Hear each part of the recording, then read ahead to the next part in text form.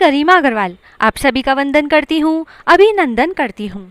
आज हम आपको बता रहे हैं सावन मास में 1.25 लाख बत्तियां जलाने का नियम कैसे लेते हैं। लेकिन उससे पहले हम इस नियम के बारे में कुछ जरूरी बातें जान लेते हैं, क्योंकि 1.25 लाख बत्तियों का नियम कोई छोटा नियम नहीं है, यह एक महायज्ञ के समान है। इसीलिए पहली बात तो यह ध्यान रखें कि जब भी आप इन बत्तियों को बनाना शुरू करें तो यह साफ जगह पर और शुद्धता से बनाएं। और बाती बनाना शुरू करने से पहले भगवान जी से प्रार्थना करें, हे भगवान, मैं आपके निमित्त 1.25 लाख बत्तियां जलाने का नियम ले रही हूँ। आपकी कृपा से यह सफलतापूर्वक पूरा हो। मेरी इन बत्तियों को स्वीकार करके मेरी मनोकामना को पूरी करना। दूसरी बात, बत्तियों को बनाने के बाद बत्तियों को घी में अच्छे से भिगोएं।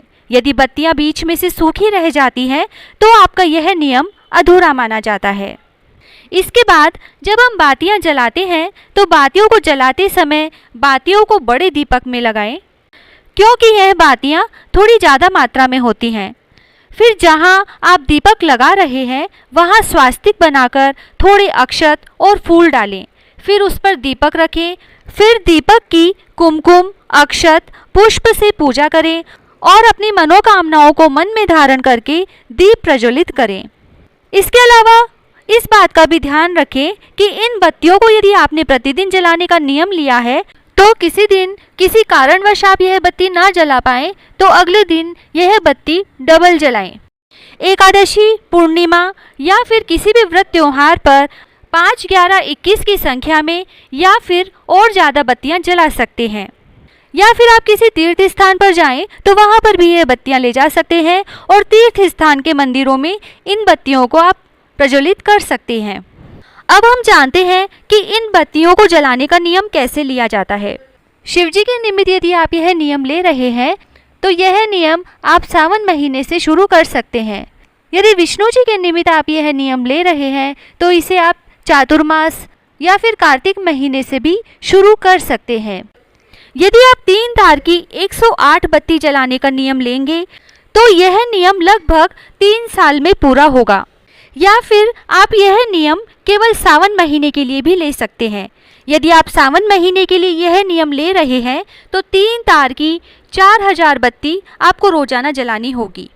और यदि यह नियम आप चातुर्मास के लिए ले रहे हैं तो 3 तार की 1000 बत्ती आपको रोजाना जलानी होगी।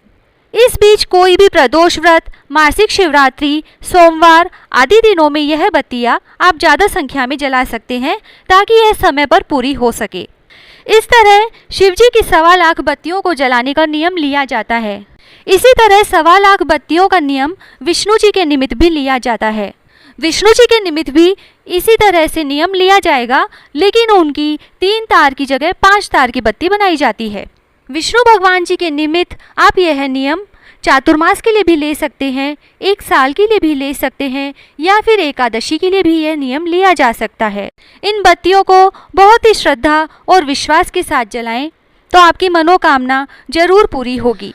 आपको हमारी यह जानकारी कैसी लगी हमें ज़रूर बताएं। और यदि आपने अभी तक हमारा चैनल सब्सक्राइब नहीं किया है तो अभी कर लें, क्योंकि हम आगे भी आपके लिए लाते रहेंगे ऐसी छोटी छोटी लेकिन उपयोगी जानकारियाँ। जय श्री राधे।